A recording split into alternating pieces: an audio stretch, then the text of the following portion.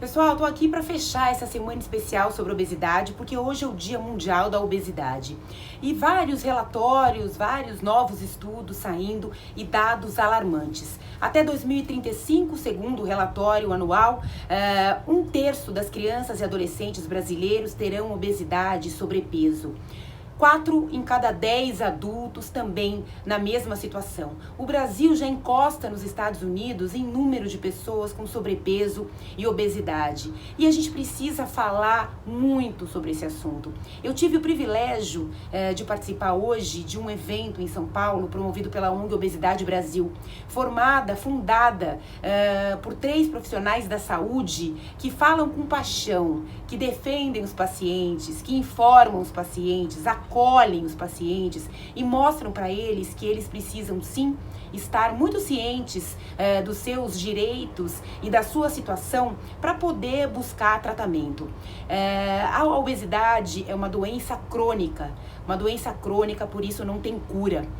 Durante o evento eu tive o privilégio de estar numa sala com muitos pacientes, pessoas com obesidade que já fizeram cirurgia bariátrica ou que ainda não fizeram e que não vão fazer, que convivem com a doença porque precisam controlar a doença que não tem cura, assim como diabetes, assim como câncer, assim como a hipertensão.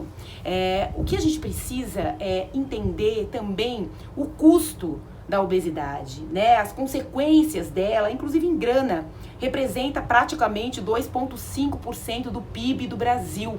As consequências na saúde pública da obesidade já é uma pandemia, assim como o sedentarismo é uma pandemia. Obesidade, sedentarismo, fatores de risco para todas as doenças que mais matam no mundo. E aí eu convido você, profissional de educação física, a entrar nesse universo também, porque a gente sabe sim que a pessoa que tem obesidade, ela tem muitas dificuldades de começar uma atividade física. Atividade física, mudança de hábitos, o controle da alimentação, tudo isso é fundamental para o tratamento, para uma pré-cirurgia, para uma pós-cirurgia.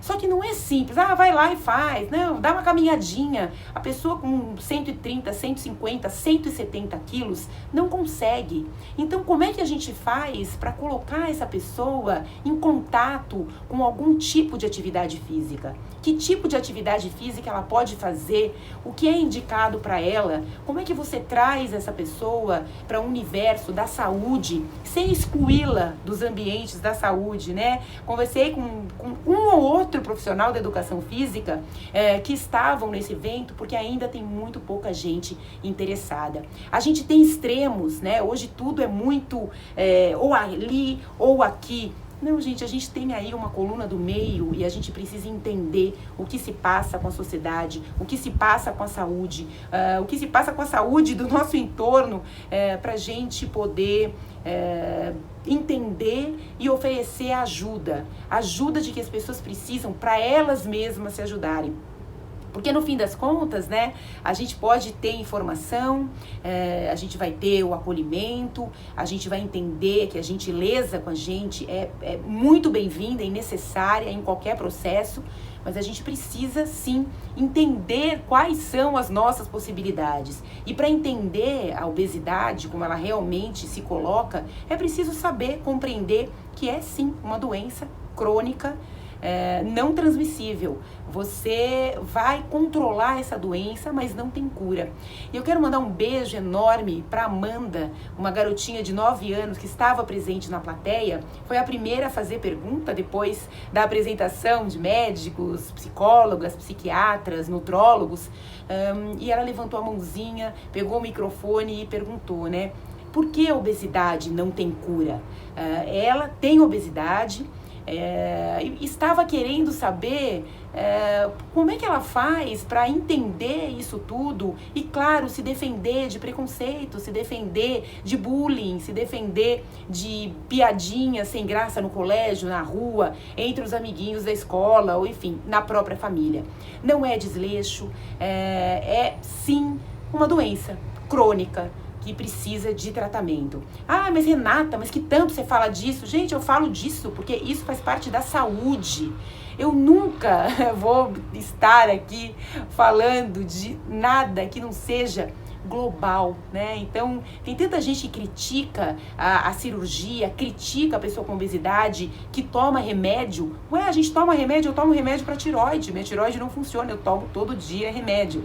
A pessoa toma remédio para controlar a pressão, porque tem a pressão alta. A pessoa toma insulina porque tem diabetes. Porque uma pessoa que tem obesidade, que é uma doença crônica, a Organização Mundial da Saúde diz isso, né, já está aí nessa lista. Por que uma pessoa com obesidade não vai tomar remédio? O que tem de diferente? O que tem de diferente é que a obesidade está aí à vista de todo mundo, de uma sociedade muitas vezes hipócrita, egoísta, que está preocupada ali em seguir padrões que nem sei quem disse, né, que são esses aí. Muita gente magrinha, photoshopada aí, não tem qualidade de vida, não tem saúde, tem muita marca patrocinando, mas a pessoa está ali vazia, sem entender o que está fazendo nesse mundo. Não é nada pessoal, não, mas a gente precisa se mobilizar, se juntar para realmente cobrar políticas públicas eficientes, eficazes, para tratar todas as doenças que precisam de tratamento, assim como o câncer, assim como a diabetes, assim como a hipertensão. A gente precisa, sim, municiar as pessoas de muita informação para que elas exijam respeito. Muitos médicos explicando que os próprios médicos têm bastante preconceito, né? Acham que, aí é preguiça, tô te mandando aí um paciente, mas sabe como é que é? Não, gente, não é sabe como é que é, não. Vamos entender as pessoas, vamos ouvi-las, vamos realmente, de verdade, prestar atenção. Entender que esse é um problema coletivo, né? Porque não tem alguém ali sozinho nesse mundo, a gente vive no coletivo. Então a gente precisa pensar nisso e comigo, todas as pessoas entusiastas, estudiosos, a ciência, todo mundo pode contar comigo, com todos os canais que eu tenho, para levar cada vez mais informação para todo mundo e acolhimento. Gentileza. Cada um tem um corpo, cada um tem uma história, e o que a gente sabe é que atividade física, hábitos saudáveis, equilíbrio, né, entre o que a gente come, o que a gente gasta, tudo isso é fundamental, é uma condição para o nosso corpo estar saudável. E corpo saudável significa vida possível, né, para você obter o sucesso que você quiser. Sucesso é muito relativo, né, mas cada um tem ali, almeja ali o seu ponto. Então, para a gente conseguir, a gente precisa estar com o corpo ok, com o corpo podendo nos levar, fazer a gente sentir, fazer a gente receber, doar, sentir prazer, dar prazer, a gente desfrutar, a gente viver, criar, produzir. Tudo isso é o corpo que é capaz de nos fornecer. Então a gente precisa cuidar dele. Não é estética, não é um assunto menor, não tem nada a ver com isso, não. Tem a ver realmente com plenitude da vida. E às vezes é complicado, né? A gente cansa, fala, ai gente, que mundo estranho, mas como é bom viver, né? E quando a gente tem informação, a gente fica com mais vontade de curtir essa vida toda. Então aqui você sabe que tem sempre essa conversa, é uma conversa muito franca e cada um sabendo quais são as suas possibilidades, as suas limitações, os seus desejos, cada um ali na sua. E a gente fazendo o possível para a gentileza imperar. Um beijo, gente!